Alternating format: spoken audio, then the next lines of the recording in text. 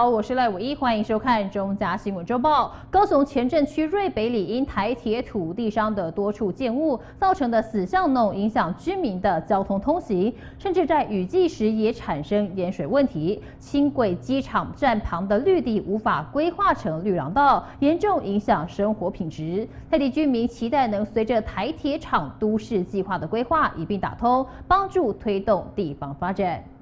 前镇区瑞西街的台铁土地上面一整片的违章铁皮建物，30年来都是当地居民的噩梦。违建形成的死巷弄，不仅造成瑞西街交通堵塞，更在台风雨季时产生淹水问题，严重影响居民的生活品质。而在这一次台铁高雄机场迁建的都市计划案讨论中，在地居民都期盼台铁和市府能够将此案纳入检讨，把这块空地的违章建筑一并解决，打通路障，推动地方发展。拍通，大家要出入较方便。你可能前走这个路都要拍通啊，才对咱出入较方便，交通较方便安尼。我觉得打通比较好，因为这样骑比较快。而且吼，已经阻碍着咱已经50吨啊吼。咱这铁路厂要去潮州的时阵，咱的副市长嘛来遮巡逻，嘛来遮咱建议讲咱铁路局要来拄都市计划。咱遮阮住在遮人，大家安尼欢欢喜，拢咧等铁路局的都市计划。瑞西这来到尾啊，无路通出去，包括水路，水路就是讲所有工山，伊需要的水路拢爱流到水北路，阮敢一条路的出路。所以阮要求就是讲，阮既然是铁路一只案主动，阮敢想要出去，这条真刷走，阮想要出去做一个讲，好让我们回家。同样面对台铁机场空地建物挡路的问题，另外一边凤山区5清里的居民也是叫苦连天。30年过去了，交通堵塞的老问题仍然没有办法解决，在无法发展的情况下，地方生意真的是深受其害。我们凤山哦，就像我们那边那个三角汤那边哦，我们三角汤很好的地方，就我们那个也没有办法做生意啊，生意都做不起啊。为什么？因为我们没有那个人口还有那个什么没有办法去带动嘛。那我想说，借由这一波的那个都更哈，然后把我们的地方繁荣起来。毕竟哈，你没有经济，你哪有那个什么去休闲去做那个观光啊？不仅台铁机场空地建物挡通路，机场围墙旁也因为没有规划而形成阻碍，一整排的违建影响交通更不美观。在地里长希望能够拆除，规划成绿廊道，让居民和搭轻轨的乘客能够在这里散步休憩。但无论是空地路障还是轻轨站旁的绿地规划，地方还是希望台铁和市府能够纳入执行，促进地方发展。记者张世明、林冠霖高雄报道。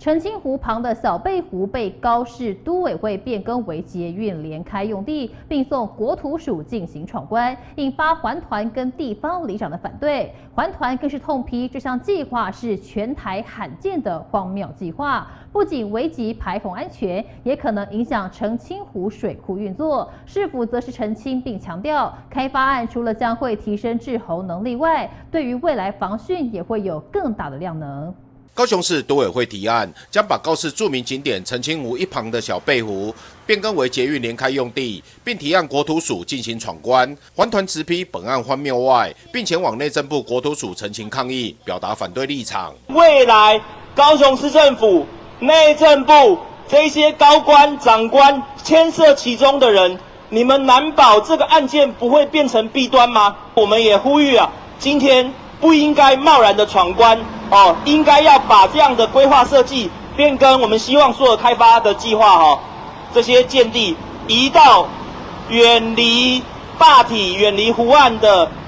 停车场区。城市森林协会理事长庄杰任指出，澄清湖是高雄市民生水库之一，而唯一的溢洪口就在大贝路下，并且正对着小贝湖滞洪公园，对邻近的三民区以及凤山区具备相当重要的排洪防灾功能。而溢洪口一旦成为联开建案并盖了大楼，不仅含水量相当高的土质会影响建物结构外，也会危及全高雄市民大众用水安全。而极端气候带来的大量雨水所造成的水患，更可能导致水库溃堤。如此规划实在是全台首例，也太过荒谬。整个大埤路其实是澄清湖的这个水库的水坝的坝体。那全世界或者说台湾，这可能是第一个案例，在水库的坝体前面盖一排这个建案这样的一个规划。那一般水库的坝体前面应该都是公园用地或是比较净空的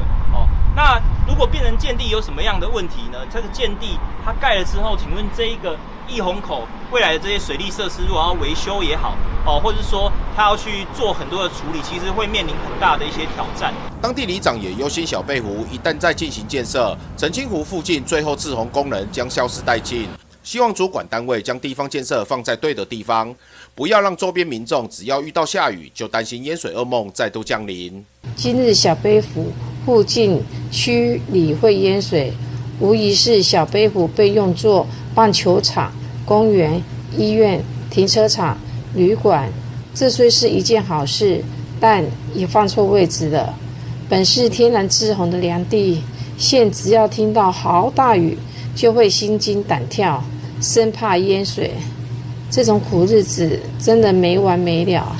不知各位长官能否体会淹水的痛苦呢？市府水利局则澄清表示，全案已由高市水保技师工会审查通过，未来不仅小贝湖开发案的滞洪量会大幅提升外，也可以分担周边水流量压力，并同时会强化当地滞洪防灾能力。记者李佳龙高雄报道。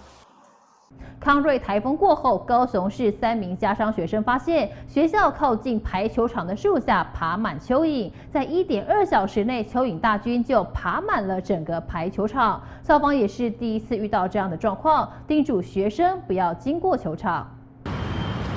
扯到爆！看到蚯蚓爬满整个排球场，学生都是忍不住惊叹。康瑞台风过后，高雄市左营区3名家商的学生发现，学校排球场爬满蚯蚓，而且是多到难以走过的情形。看到蛮多，是真的蛮恶心。对。然后你有吓到吗？是真的有吓到，因为连那个跑道上面都是，它都是黑黑的，然后会动，然后有些还很大只，很恶心。很大只有多大？有多大？差不多这样嘛，然后有点肥肥的。肥的话有几公分粗？几公分？1.5到2吧。大概隔个10公分就一只，隔个10公分就一只这样，没有位置可以踩了。你有遇过这种情况吗？没有就真的第一次看到这样。最先发现是大概8点多，他们打扫时候，在我们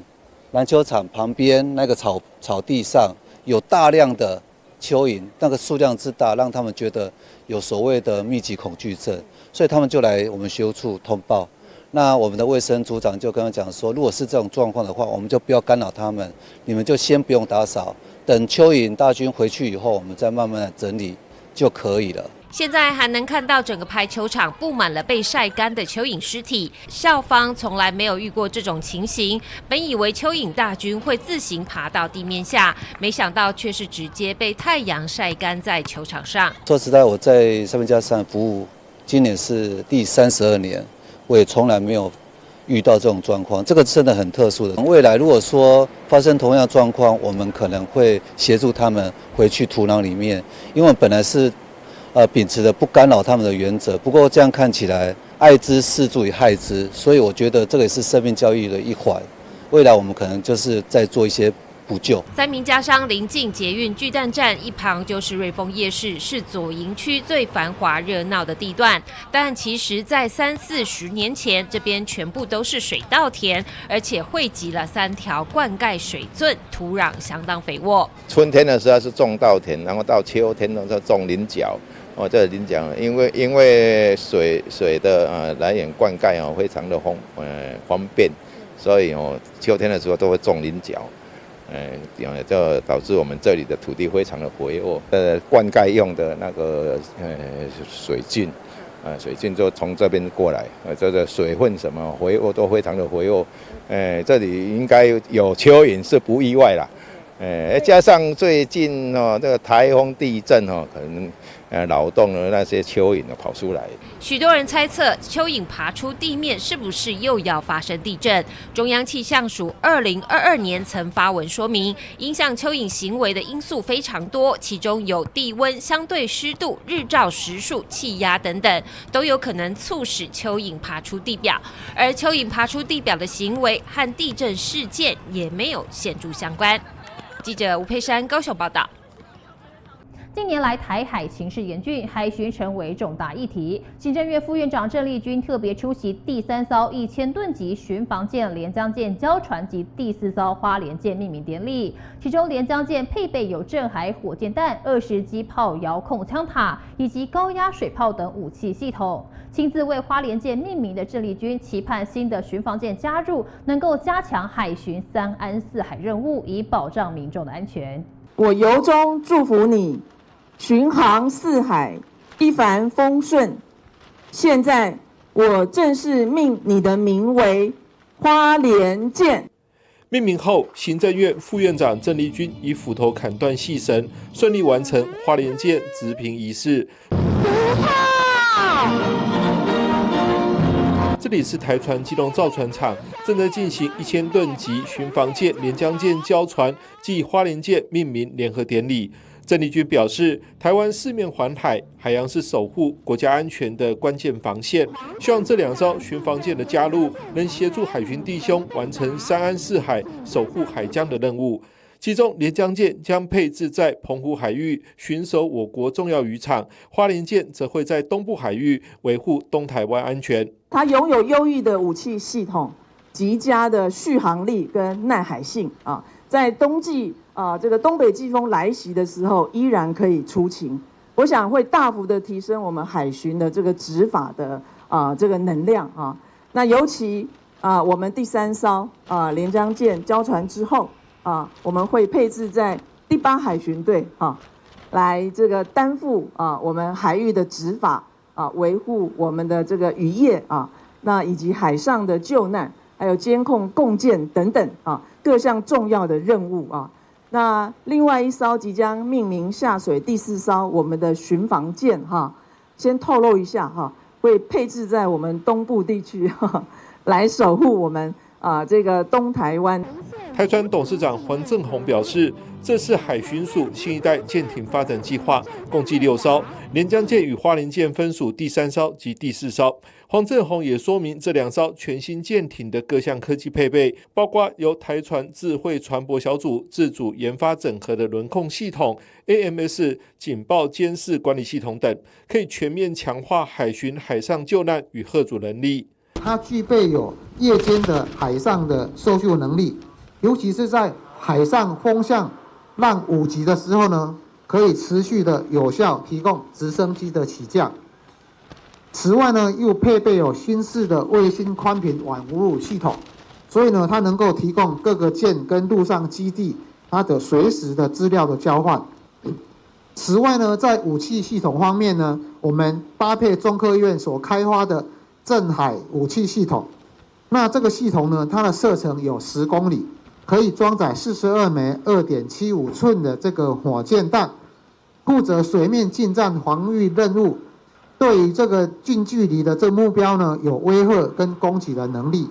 此外呢，我们又具备有遥控跟集火式的模式设计，搭配热显像系统以及选用的夜间照明弹，可以强化我们海上的嚇阻及夜间的搜救能力。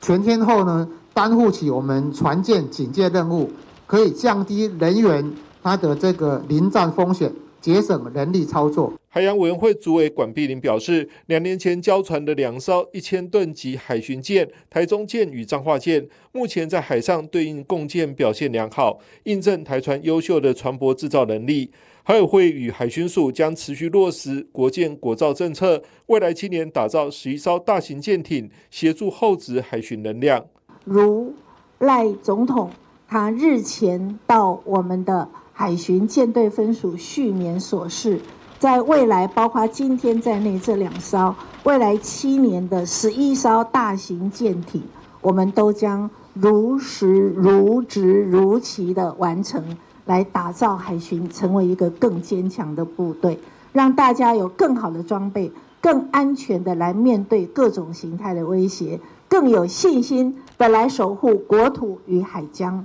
郑丽君也强调，国建国造政策带动造船产业链的发展，预计将创造8000个就业机会及1000亿以上的产值，有效提升国内造船产业在国际的竞争力。那么以10年为期，打造141艘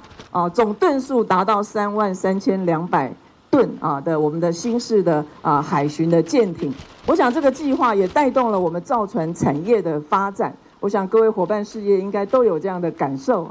那来打造我们的整个造船的产业链，从船舶的设计到材料到装备到军工那么甚至到我们的检验跟维保能够创造预计有8000个就业的机会来创造1000亿以上我们的这个产值。海委会主委管碧玲也在现场分享一个好消息。今年政府比照军人、警察与消防，将11月8号订定为海巡节，填补保家卫国4大支柱的最后一块拼图。记者张启腾基隆采访报道。新北市积极推动捷运3环6线，其中第2环的万大中和线计划进度已经达77%，力拼2027年完工。万大中和线首列朝气蓬勃电联车，经过18000公里的旅程，顺利从巴西运抵台湾。双北市政府日前在土城金城机场举行首列车揭幕仪式，由新北市长侯友宜、台北市长蒋万安共同揭幕，代表万大中和线朝完工目标迈进一大步。未来通车后，市民从中和高中到中正纪念堂通勤时间只需要14分钟，能够有效疏解中永和的交通拥塞问题。3、2、1。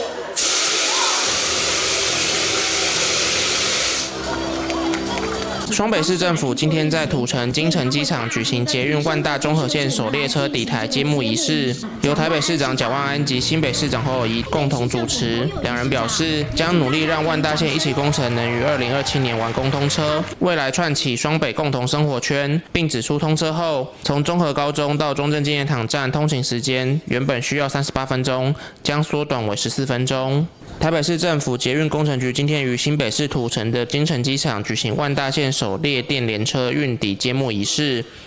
由蒋万安及侯友宜等相关局处首长、立委吴其明、张志伦及地方民代里长共同参与，显示出地方民众对这条路线的期待。在法国厂商自赠列车模型给双北市长后，列车正式亮相，市长蒋万安、侯友宜也都上车参观，随后与各界人士一起合影留念。台北市长蒋万安受访时表示，北捷会努力让万大线一期工程在2027年完工，这是他和侯市长共同的目标。未来串起双北共同生活圈，从中正纪念堂经万华到双和、土城，除带来更便利交通外，也会带动沿线的产业发展。首列电联车今天终于顺利抵达金城机场。其实它经过18000公里的航行路程，从巴西出发，越过大西洋，然后行经南非的好望角，再到新加坡中转，从马尼拉到高雄港。当然，这代表我们双北对万大线一期工程完成通车又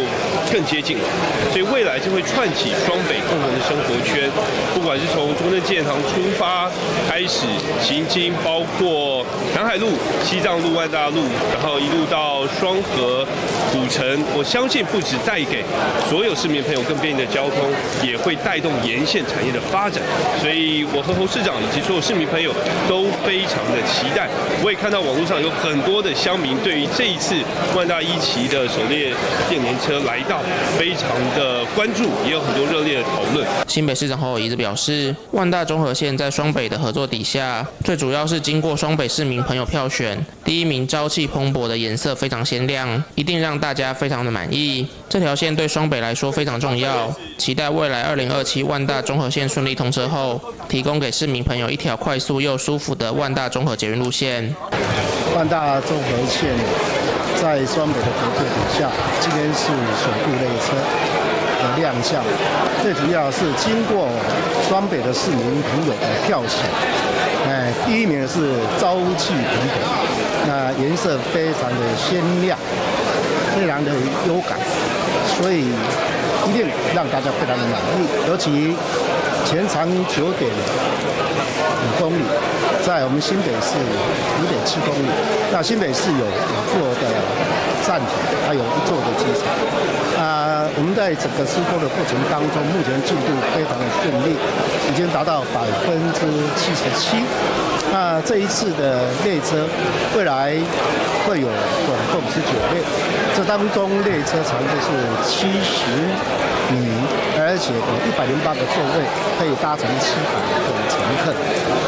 那同时也会串起双北以外，也会追未来的中和的树林线，然后一直到北软，所以这条线对双北来讲非常的重要。那未来在整个施工的过程当中，新北市这一端到2026，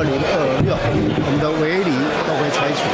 ，2027万大综合线就会顺利的通车。所以新北市从中和高中到这个中正纪念堂，通勤时间只要14分钟，绝对包金满意，快速又舒服的一条非常棒的万大综合线。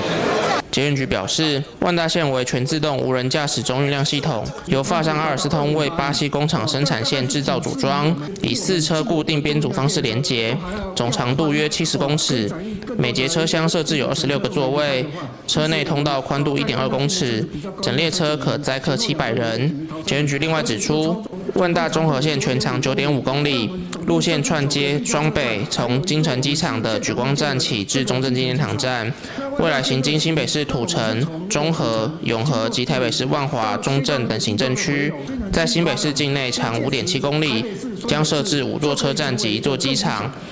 未来可以在中和站转乘新北环状线，中正纪念堂站转乘淡水新义线及松山新店线。通车后，市民从中和高中到中正纪念堂通勤时间只需14分钟，将有效疏解中和、永和的交通拥塞现象。期待万大中和线沿线的市民朋友，可以透过万大线串联大台北都会区捷运网络的每个角落。记者肖世宏新北采访报道。基隆海洋广场夜月夜美丽，庆祝基隆市设市100年，市府在海洋广场举办基隆100光影盛典，市长谢国良、议长童子伟主持点灯仪式，邀请民众每晚整点展演3分钟的镭射灯光秀，欣赏基隆港艳色。这项灯光秀将会到明年的1月5号为止。2、1，启动！基隆100。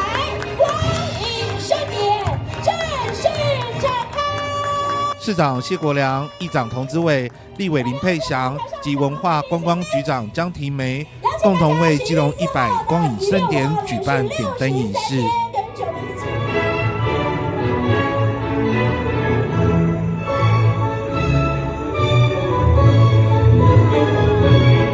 海洋广场上空出现了雷射灯光秀，30组光束和雷射灯打造，出现宽幅90公尺的灯光秀。现场民众拿起相机猛拍照，搭配音乐震撼效果，带来视觉、听觉双重享受。今天的感觉呢？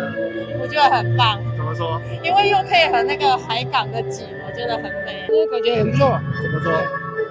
我们的基隆的100年祭祀。每次的一个表演活动呢，大概有3分钟。那同时会有射上天空的雷射，以及射在我们左手边，大家可以看到我们的文化中心的一个白墙上面。希望透过这样子，可以让大家每个时间节点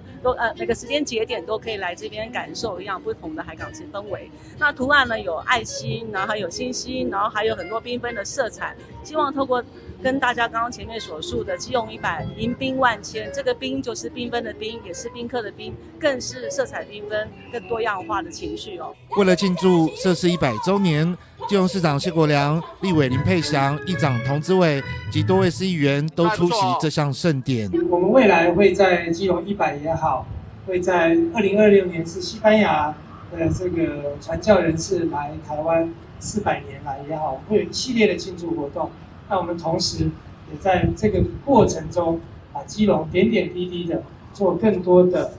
修复、更多的翻新以及更多的保存。所以我们让好的原来的文化保存下来，但是我们也把新的更有意义的东西推出。其实我们基隆港本来就非常漂亮，就看我们怎么营造跟这个创造这个感觉。本来它就有它独有的特色，如果把灯光打下去，我想会有一种国外的氛围。我想我们基隆市议会的全体议员应该也都会非常满意。这个100年的一个文化底蕴，那也欢迎我们这个市民好朋友，包括外县市的好朋友，能够多常来这个我们基隆来参观我们的一些活动。那这个光雕秀很棒哦，一直到年底哦，希望大家有空的话拨空来这边参观。你看有光雕秀，还有我们的无人机秀，还有烟火秀，陆陆续续，我们真的，我们市政府真的团队很厉害，让我们基隆越来越漂亮，也越来越浪漫。香港那个跨年晚会曾经看过他们的光雕，但是好像没有那么我们今天晚上那么丰富的感觉。他们是注重的烟火，但是烟火来讲，现在的环保的议题为先的话，我想我们灯光秀也是比较环保的一个展示的方式。觉得我们基隆这城市啊，越来越有有软度、有温度的哈，而且觉得是真的是点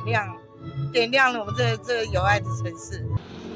一旁还设置了浪漫光廊及打卡拍照区，开幕式就吸引大批民众前来体验。晚上的时候，就是整个夜景这样衬托这个月亮很漂亮。你们从哪里来的？我从新北市来。新北来。我蛮喜欢这个光雕艺术，然后蛮喜欢那个花的那个整个构图。基隆100光影盛典，就希望让大家点亮整个基隆港，让大家知道我们一起欢庆我们的一个社事100年。那这个活动其实非常特别，就是往年在12月份的时候，其实就是很多圣诞气氛。那我们这一次呢，在社事100也结合了圣诞，结合了整个廊带的光，以及我们的年终晚会，到我们12月31号的跨年活动，有一系列的安排，希望一起来庆祝这非常开心的100。现场设置了优雅人鱼造型相框和皎洁弯月互动相框，提供网美拍照打卡，也非常适合情侣和亲朋好友拍照留念，分享基隆社事100年的喜悦。记者黄少明基隆报道。台北市观光传播局跟台北市有线电视公用频道协会合作，日前打造台北有影3影片征选活动。颁奖典礼暨成果展在西门红楼北侧广场盛大登场。此次的影片征选吸引81部作品参赛，参赛者不乏乐龄长辈，题材丰富多元，体现公用频道推广跟媒体禁用的重要理念。台北5压岁影片甄选活动成果出炉，剧情奖首奖得主郑伯允创作的《计划停电》，用摄影镜头带领观众进入停电状态，呈现人们对于生活的想象。社区大学奖由南港社区大学70多岁的汪梅芬获得，用镜头记录台北市多元丰富的生态。这是台北市观光传播局与台北市有线电视公用频道协会合作打造的台北5压岁影片甄选活动，吸引各界人士参赛，投稿题材丰富。我的作品啊，其实就是平常上课的录影，还有一些同学收集的照片。因为我们种田的时候，我们是没有毒的，所以来我们那边菜被吃了，那些虫都不会死。所以我就很好奇，究竟这1年来附近有来了哪些动物啊，很可爱的。当然我们被吓到的是很多啦，就比如说我们那个蛇啊，就是因为我们的桶子，我们要进去拿剪刀，然后有蛇啊，真的有蛇。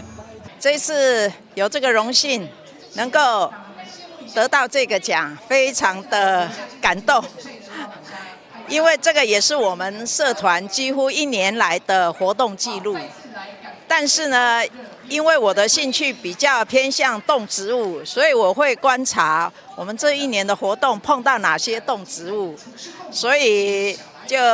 非常感谢得了这个奖。得奖作品就是我一个大3的一个作业，然后会参加比赛是因为我在学校的系办看到有这样的一个资讯，然后就想说就偷看这样，因为以前没有参加过这种比赛，然后想说试试看，然后没有想到就拿一个首奖，然后很开心。对。影片甄选颁奖典礼邀请台北市12所社区大学师生团体演出，精彩表演为活动增添高潮。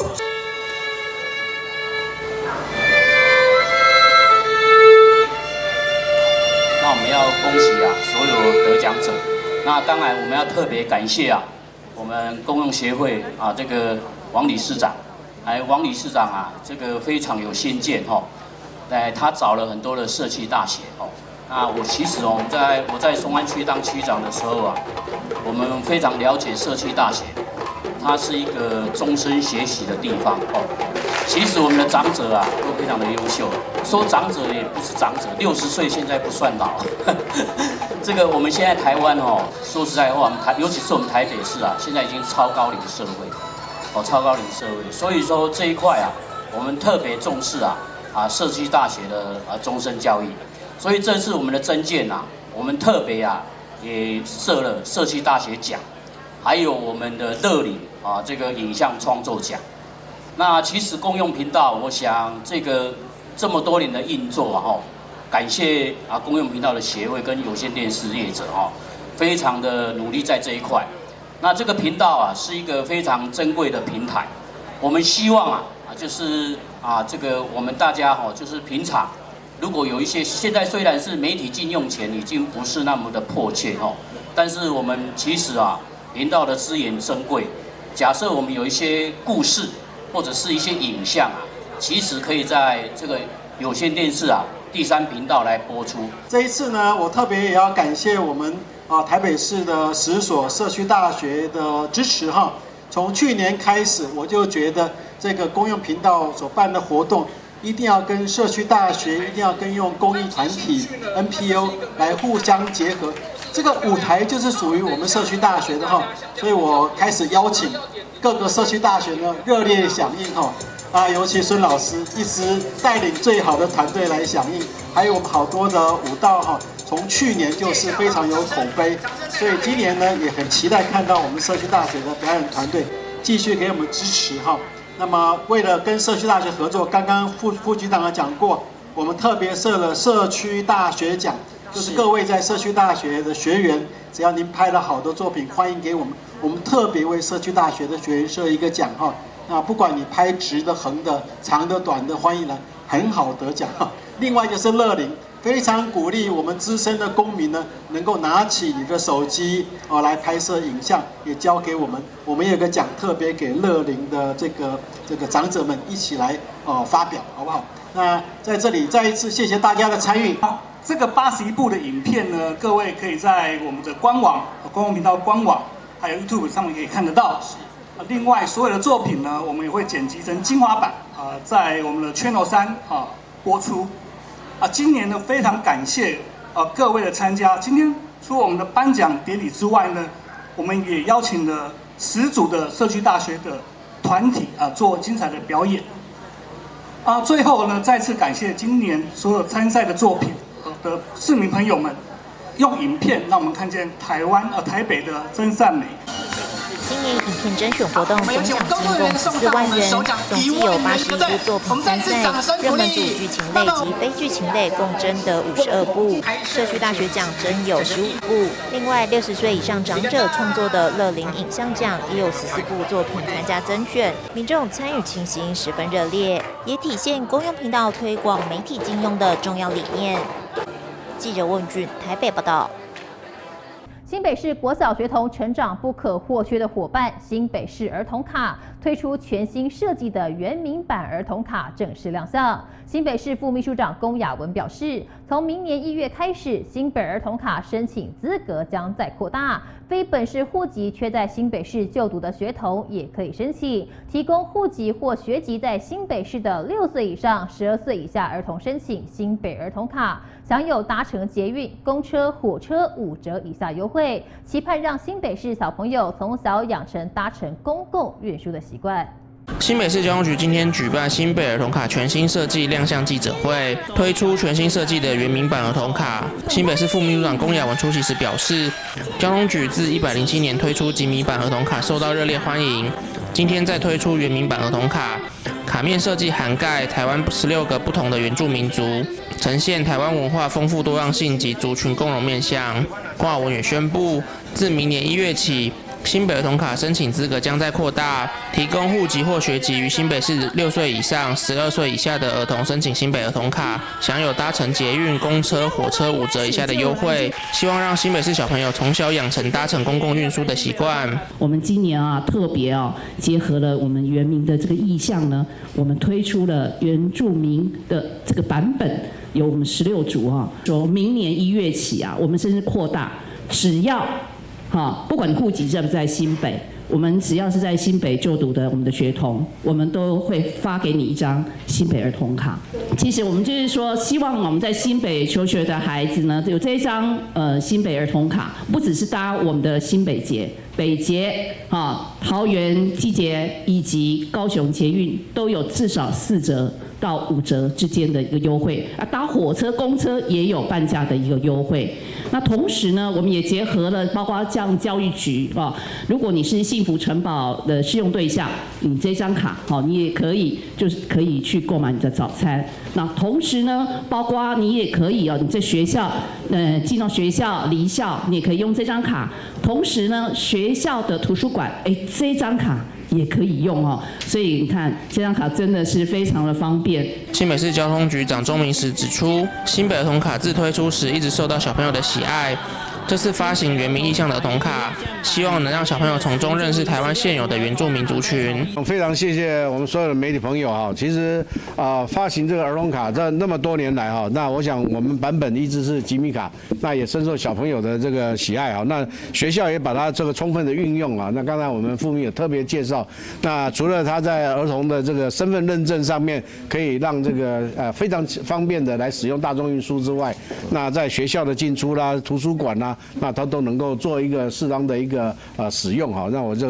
个也谢谢这个教育单位的跟我们的配合。那这次也非常谢谢议员这个大家对于这个原民文化大家非常的一个重视也希望从小呢就能够让我们的小朋友来接触这些我们台湾原住民族，那他们的色彩、他们的图腾，那跟我们在这个日常生活中那能够关联。那我们在过去呢，除了在我们的公车候车亭、公车车厢，那也在我们的这个耗资控制器上面来交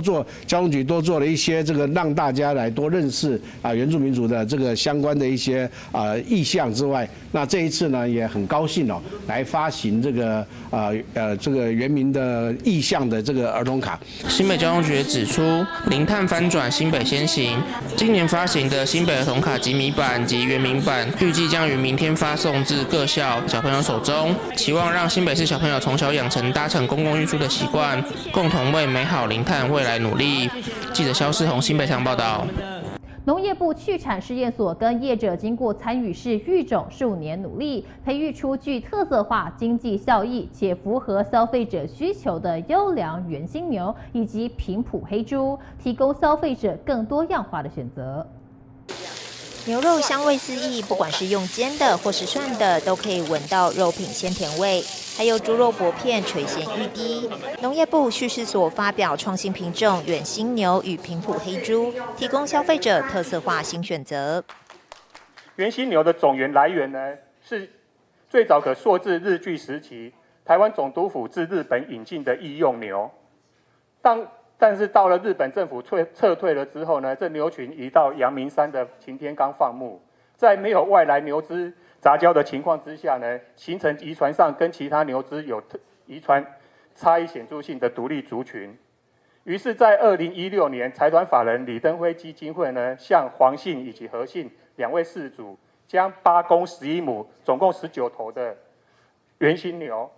全数购入。那李登辉前总统呢，以他的在台北3只的故居元勋居命名为元新牛，这是当时李登辉前总统为元新牛的题名图。在整个的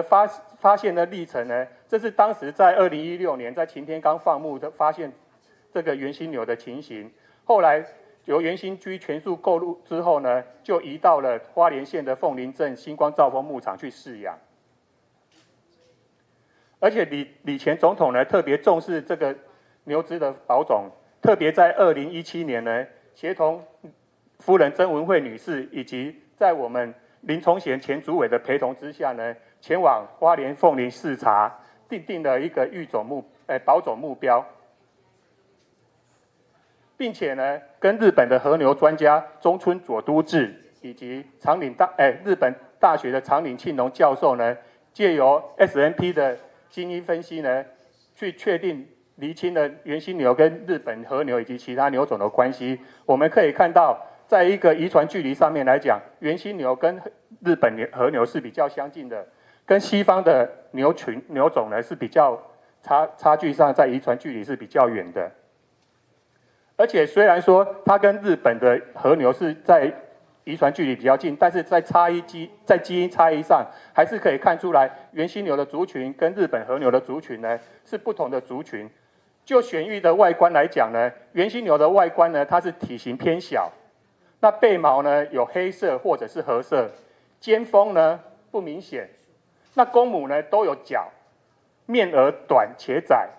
面额短且窄。那眼睛大呢，而且角膜跟球结膜呈现黑色或者是棕色的一个特征。平埔黑猪是春发城畜牧场李荣春总经理呢，他先在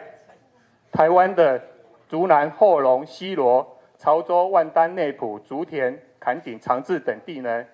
去找寻有以下特征的黑猪品种。黑猪的特征包括耳大前垂，脸长且面额有皱纹，体型长方形且背直，尾部羽毛呢有似孔雀羽毛的展开。那腹部呢下垂，但是这下垂的腹部呢不会超过后肢的飞节位置。以这样子的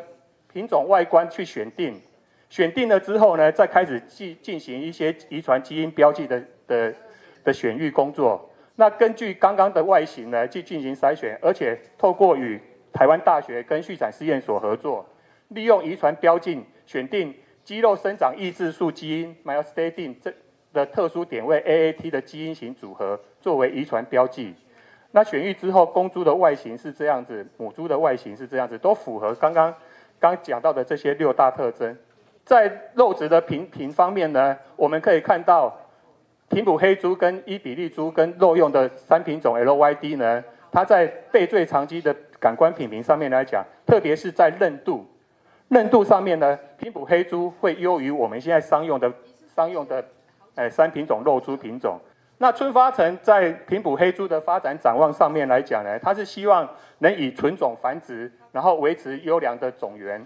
并且呢会与杜洛克杂交去稳定生产黑毛仔猪，来提高生产效率以及肉质性能。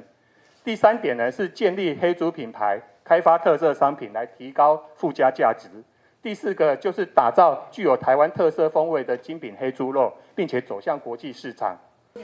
畜试所为提升台湾种畜禽产业竞争力，与产业界透过参与式育种的合作模式，以在地特色种畜禽为基础，运用政府育种知识及技术，直接在业者场域进行优质选育。两种家畜的命名，它是一个非常重要的这个里程碑。好，那大家知道这个品种、品质、品牌是连在一起的，就是有好的品种，才有好的品质，那你才能创造好的品牌。所以品种的完成命名，它的稳定性、一致性，它绝对是后面产品可不可以有一个非常好的一个行销，或是有一个能不能产生巨大的这个商业的利益一个非常的这个关键的点。那首先提到原型牛它是一个新发现的这个品种所谓新发现就是说，它之前在台湾这边是没有的，但是因为这个外面的这个1934年前后嘛从这个日本这边引进来，那所以我们经过了这个接近90年左右的时间才完成了这样子新品种的这个命名登记它是新发现的。那是非常非常的这个不容易啦。那我想从李登辉前总统的这个当初发起的这样子的愿望，我们今天把它来这个完成，所以我们都觉得非常的欣慰。那之前我也陪过李登辉前总统到这个花莲的兆丰农场去看过那一群牛，所以这个是很令人感动跟这个印象深刻的一件事情。平埔黑猪的部分也是超过了10年的这个时间才完成这样子品种的命名。好，那不管是这个我们的原型牛或是平埔黑猪，它都是台湾第一支在民间完成的牛跟猪的品种。以前这些猪跟牛的这个育成选育都是由公家机关完成的，那这2只是第一次由民间来完成的这个品种的命名登记。那意义非常重大，是一个非常重要的里程碑。优质畜产的选育是一条漫漫长路，所需投入的人力、物力与时间甚巨。借由参与式育种，结合政府技术量能及民间既有资源，携手选育具竞争力的优良种。记者温允俊台北报道。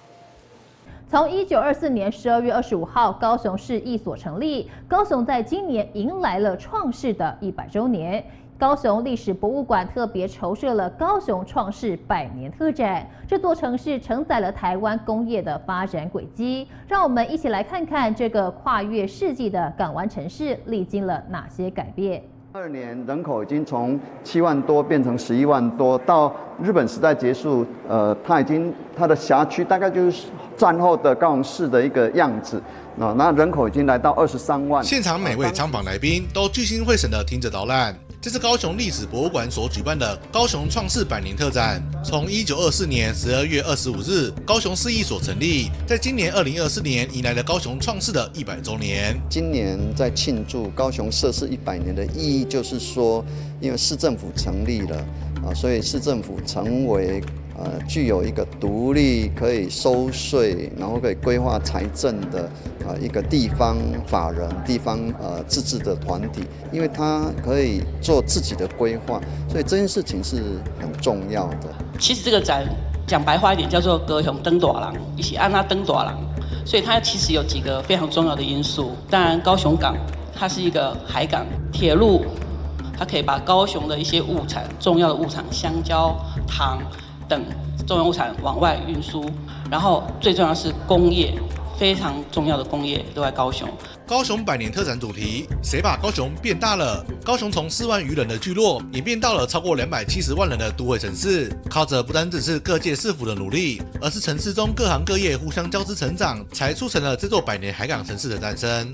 那这100年来，高雄是如何长大的呢？那其实它背后是很多产业支撑的。然后，所以我们这个展览呢，就盘点了这100年来支撑高雄变大的一些关键产业。那我们盘点了19项产业，以及它背后职人的故事。所以我们希望民众呢看完这个展览，那就知道说，我们高雄这100年来是怎么变化的？那它重点的产业有哪些？高雄有着多样性的产业，从传产到海港出口，再到石化重工，这座100年港都背负着台湾进入现代化的重责大任。尤其是高雄港的货运出口，更是加速了台湾与国际接轨的进程。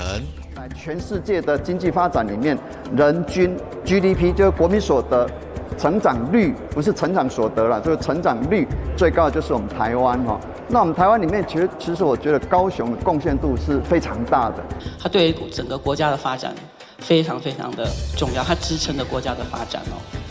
所以让高雄变大，当然市政府的出现以及市长公部门，它势必扮演一个很重要的牵引的力量那除了这个牵引的力量之外，其实各行各业的付出很不简单，因为台湾过去100年累积下来的成果是非常辉煌的。这个辉煌当然不会只是公部门，而是因为我们的国民的素质高雄承载着台湾工业发展的轨迹，是全台唯一的双港城市。这座跨越整个世纪的港湾城市，也将会持续进步，迈入第2个100年。记者孙军高雄报道。桃园市政府消防局特搜大队搜救犬小组日前参加 IRO 国际搜救犬组织认证考试，共有2组领犬员跟搜救犬获得高级瓦砾搜救犬认证，1组取得了中级瓦砾搜救犬认证，为桃园市搜救队伍再添新战力，未来也可以投入国际人道救援工作。不过，要养成一只合格的搜救犬，其实并不容易。跟着镜头一块来了解。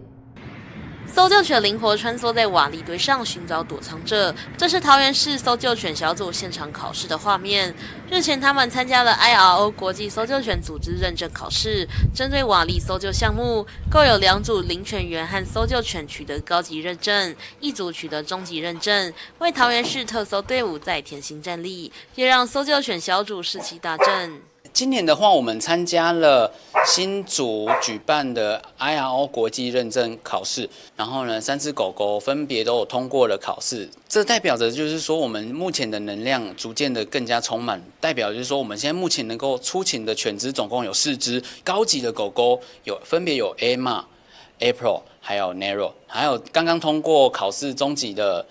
Kama， 总共4只狗狗。然后呢，目前我们也在加强培训1只乌米。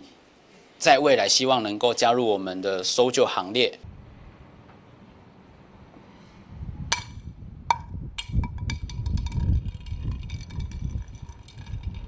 搜救犬小组队员也说明认证考试的内容，包含服从训练以及专项的瓦砾搜救。除了领犬员要与搜救犬培养绝佳的默契和信任感，搜救犬本身也要有足够的稳定性与理解力，才能在恶劣的环境中完成一次次搜救。因此，队员表示，与其说是要狗服从人类，不如说是要让搜救犬喜欢和人类一起做任务，让狗狗乐在其中，才能顺利完成搜救。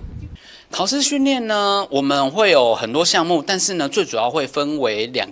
大项目。第一个呢叫做服从，也就是人与狗的互动。再来呢，第2项就是瓦砾训练。然后瓦砾搜救呢，代表就是说，狗狗必须在瓦砾堆上，在一定范围内寻找出躲藏在里面的人们，然后呢，借此通过考试。其实人与狗之间的默契是非常重要的，像大家都会很常看到我们跟狗之间的互动的，他们都会眼神不断的看着我们，其实是他们对我们一个很大的信任感。今天是要他跟我喜欢一起做这一项运动，而不是说他必须听令于我，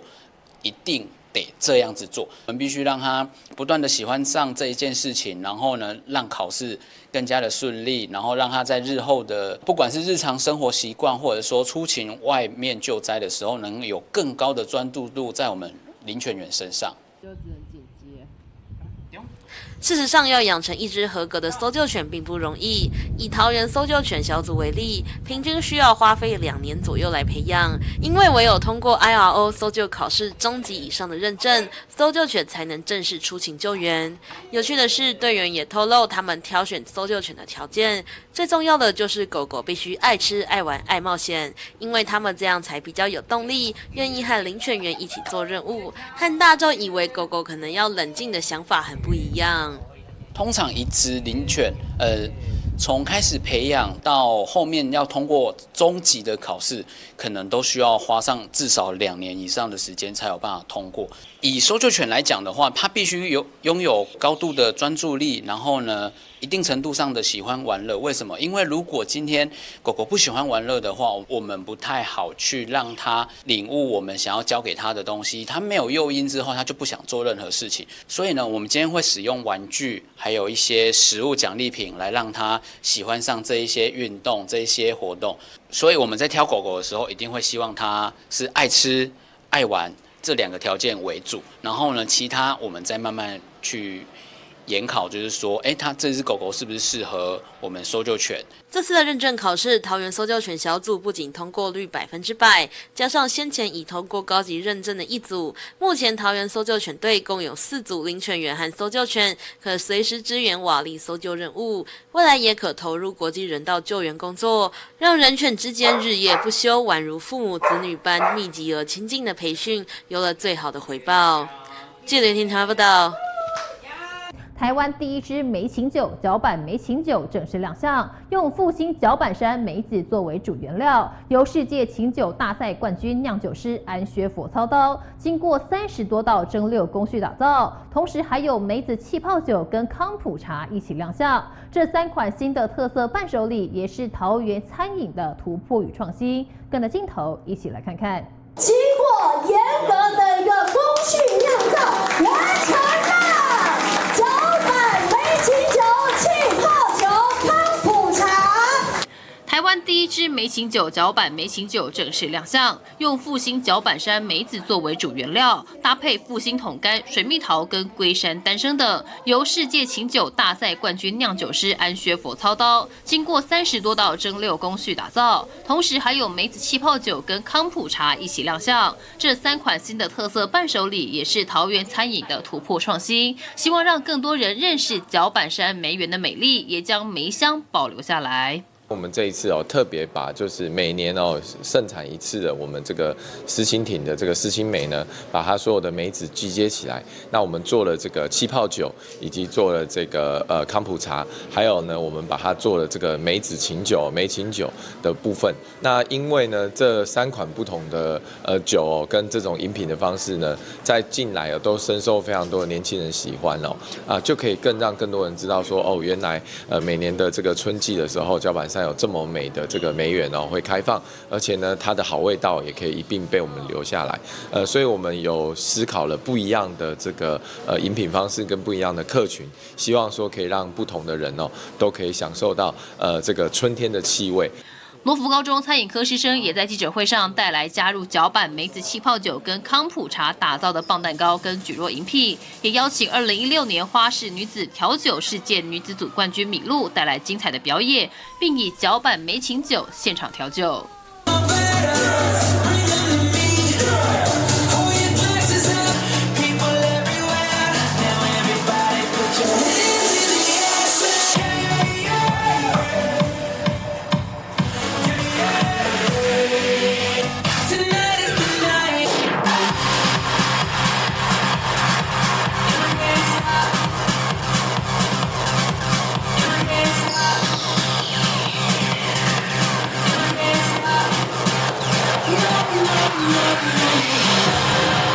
脚板系列的梅琴酒、气泡酒跟康普茶整体主视觉设计融合脚板山意象，并邀请美女书法家王玉泉撰写视觉字，从整体设计、包装到意象都邀请许多女力加入协助，让这个系列融合了细腻跟独特的风情。特别找到我们桃园的这个女性的这个书法家，为我们书写脚板2字那借由这个脚板山的这个脚板把还有加上我们泰雅语的这个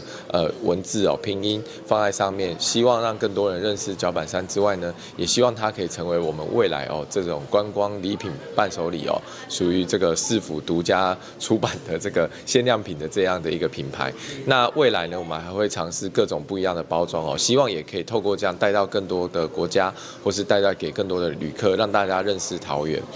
为了进一步结合城市旅游，市府跟桃园在地6家酒吧展开为期1周的快闪合作活动，从11月5号到12号提供梅琴酒限定饮品，让大家有机会亲身体验这款创新独特的饮品。观旅局未来也规划每年把脚板梅园的梅子创新成不同饮品，进而打造专属的伴手礼品牌。记者赖伟一桃园报道。许多人对于居家美学相当重视，花艺就是其中一环。最近有很多精致花店跟花艺概念店现身台南永康，可以说是一级战区。原先在台南市文化局担任策展工作的刘子德，拥有艺术设计专长，他将这份专才运用在花艺设计上，打造台南轻奢花艺品牌。细心的替客人挑选合适的花种，再熟练的包装成花束。他是杰森花艺的主理人刘子德，不但有艺术设计专业，还曾经在文化局任职，是龙旗空山记主创团队成员之一。美的事业是我一直追求的梦想，所以当我有一个梦想想开花店的时候，我就努力的找到这个店面，而且这个东桥的地方是一个很需要美的环境来挹注。店面就开在永康东桥，主要以花艺为主，有花艺教学、花艺定制，还有永生花和鲜花，相当多元。从试营运到开幕不到1个月的时间，就吸引许多顾客上门，订单量暴增。第一次来那个Jason Flower， 那刚刚进来的时候，就是很像来到森林的花店这样。他用的花材也是我都非常喜欢的，创意也非常够。店内以灰色与黑色勾勒出时尚路线，还打造一张长400公分的花艺工作台，除了展示花艺作品之外，更能提供餐酒会各式活动做使用，让花店空间灵活运用。在花艺上面的这个设计也好，或者是未来的这个经营，我想一定会非常宏图大展。希望说子德可以把他在文化局对于文化、对于美的训练呢，那结合他在园艺上的这个专业，然后来让我们的城市变得更美。子德啦之前在这个在我们的文化界其实非常有这个活力，然后现在又转业来做这个花艺相信也是会有非常的这个内涵。跨行投入花艺界，许多人都给予刘子德大大的祝福。丰富的艺术行政经验，搭配与生俱来的美感运用，要打造台南轻奢花艺品牌。节生花艺，生活更美丽。记者周怀谈的报道。以上就是本周的中嘉新闻周报，感谢您的收看，我们再会。